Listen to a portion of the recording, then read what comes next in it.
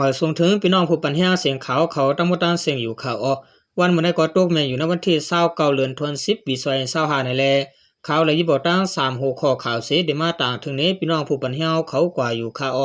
หัวข้อข่าวที่1เรื่องการยิงก่อน1ยาวมิดปาดคอในของนำติเมซอดหัวข้อข่าวที่2ซึกไทยปุดยื้อกันตั้งจุมต่อยาเมากำตีแลนลินไทยมานั่นเสซิมไลยาเมากำ1,200,000 เมตรหัวข้อข่าวที่3เมืองเขปืดพักดูข้ามแดนดินติดจับเมืองคางสีติในค่ะอ่อนตั้งสุดเฮาข่าวอ่อนกันกว่าทำด้วยหัวข้อข่าวที่1เตรียมต่างไว้ว่าแห่งการยิงก่อน1ยาวมิดปาดคอในของนำติเมซอดในจอมกันค่ะมื้อวันที่27เดือน2025นั้นยิงสาวแห่งการมันก่อน1ยากวนให้เอามีดปาดคอตีในของนำทางภายในวางลุมพองำเสวียงมีสวัดสิตอนตากเมืองไทยในข่าวไทยMGR ว่าไลน์เตรียมบอกว่าเมื่อว่ายามกลางดึกหมอก11โมงมียิงสาวมันก่อน1ยากวนให้เอามีดปาดคอในของนำแลมานังเลียนออกมาเหนือตั้งเลือดออกน้ำหนาแลเอาล่มกว่าเสกวนเจออยู่จำอ่อนกันหามเอากว่าต่างห้องยาภาย1ก็กับ10จุบริคารเขาเมื่อเจ้าหน้าที่มาถึงจึงและหันห้อยเลือดไหลยาว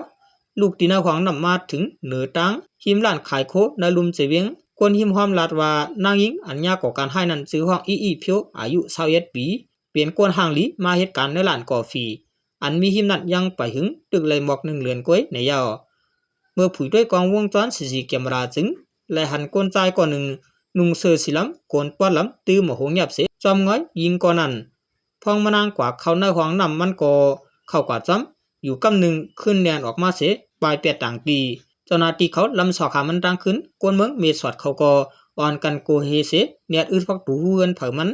ถึงมายามเตียงขึ้นใจเหยียบเขาวันที่20เปียดในเจ้าหน้าที่เขาจังกวาดติ้งยับเลยหิมตึก ATM ในปั๊มน้ำมันอันมีตีสาบเวียงเมสอดกว่าซิมเลยปาตังมีดปลายแหลมอันมันใจถึมตกในทางภายในคามันใจนั้นจือของนายธรรมพัฒน์อายุ28ปีเป็นคนไทยอยู่วานเมอูซูเจเวียงตา2อย่างมันใจยอมรับว่าอ่างอันกันจันดูหลายมันนางเสจังเข้ากว่าจอมในถังกวยกามันนางซ้ำเตียนตรงเสมังใส่มันขึ้นแลมันจังเอามิดปลายแหลมจี้ใส่คอมันนางในยาวมือคนชอกขึ้นปืนเก่ามันใจถึงป่วนมามือ6ปีมันใจยามมีทางผิดกันจันนางยิงจากคนหิมเอาโคเปื้อนเสตื้อหาออกคอกมาขึ้นในวันนั้นกวยจังสมาก่อการให้แทงจังหนังไหนในคาเมื่อวันที่20เปียด10เดือน2025มื้อว่าในเจ้าหน้าที่เขาใจมันใจกว่าจีนี้ขึ้นเปิงพางห่างอันมันใจเลยป่วนเปลี่ยนตัวนางยิงก่อนนั้นเสที่เอาตั้งพิษนักหนากว่าในคานางยิงก็อัญญาปาดข้อนั้นแต่ตอถึงยามเหลวตึกเลยอยู่ไว้ในห้องผ่าตัดห้อง ICU ที่ห้องยาเสพหลูเลือดไว้ตั้งน้ำในคา10เสนเขาข่าวกันกว่าถอนด้วยหัวข้อข่าวที่2แต้มต่างไว้ว่าศึกไทยไหลปุดยื้อกันตั้งจุมต่อยาเมากำตีเลียนลินไทยมานั่นเสซิมไหลยาเมากำ1,200,000 เมตรในจอมกันคาเมื่อว่าในเจ้าหน้าที่ตับศึกไทยอันไปเอาห่มรวมจอมเลียนลินในจะเวียงเมืองผังเสตอนเก่งใหม่เมืองไทยปอดเหนือนั้นไหลมีหลองปุดยื้อกันตั้งจุมหลักต่อส่งยาเมากำจุม1เสยึดซิมไหลยามา8ปื้อในคาสื่อข่าวไทยเขาออกไว้ว่าวันที่27เดือน2025ยามกลางดึก7:25นั้นพ้องเจ้าหน้าที่ตับเปิ้ลเลียนดินเมืองไทยออกตรง1เรียบยามอยู่จอมเส้นทางในเถื่อนอันมีหิมเหรียญหิมวานหม่งสมในพื้นที่อึ่งม่วนปิ่น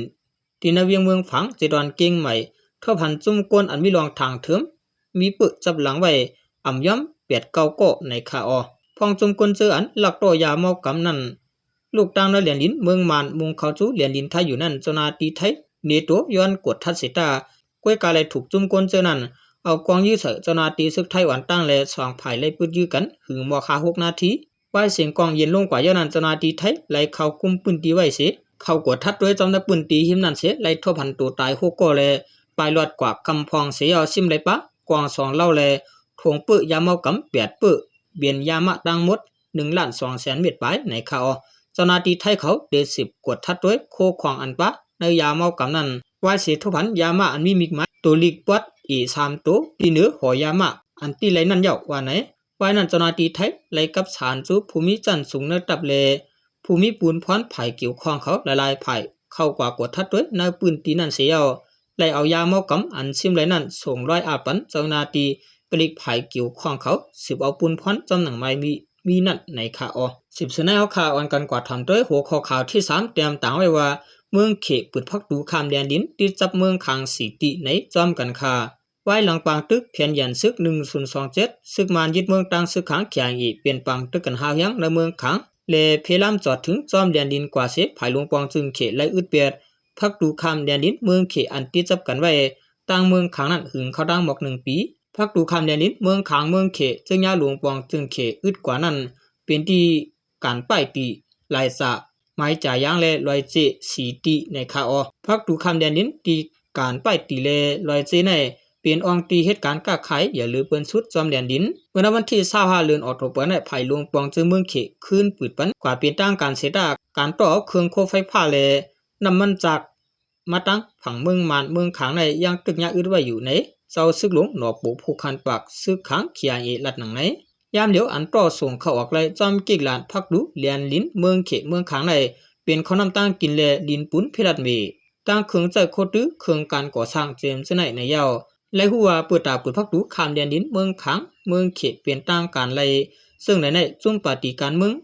ของจุ่มซึกขังเขไอโองว่ามีกันตั้งหลวงปองจึงเมืองเขมาหลายปอกหลายกำหนังเฮอกิกหลานเสื้อตึกยาอึดไว้ตีปุดกว่าไรนั่นก็10อุบโอไว้อยู่ในคาออหลายจานให้เป็นอองตีอันจุ่มซึกขังปักเงางุนไว้เสจุ่มซึกขังยึดซิมเอาหมายจ่ายังวันตั้งสุดกิกหลานกันไปตีได้ยึดซิมเอาไรเมื่อวันที่20เดือนโนเวมเบอร์2024ป่วนมานั่นสิรายจะได้ยึดกุมกำไรเมื่อวันที่11เดือนมัดปี2025ในคาออยามเหลียวกิกหลานจอมแดนดินอันซึกขังเขียงเอกุมกำไว้เมืองเมืองขังในเปลี่ยนกิกหลานผีหมอกบางว่ากันฟันเจอมีนักเจเวียงขี่สวยเลเจเวียงเมืองเหมาในคาออกิกหลานจอมแดนดินบางว่าเลผีหมอกตั้งหมายจ่ายอย่างในเป็นอองตีอันต่อส่งเฮลินก้าขายต่อกันการไปตีเลลอยเจในซ้ำเปลี่ยนกิกหลานอันหลวงปองจึงเมืองเขตตั้งเมืองมานโฮมกันเฮ็ดทางการต่อส่งโคกุ่นเปลี่ยนตั้งกันเมื่อป่นมาปี2024เดือนสิงหาคมนั้นจุ่มซึกขังเขียเอตั้งจุ่มซึกโอยหลีเขาโฮมกันเสปุดยื้อมานเสือตรงหนึ่งอยู่สวัยในเมืองขังภายซึกขังยึดกุมกำไรเจเวียงในเมืองขังตะ13เจเวียงในคาออเหมือสูงตั้งเสียงคา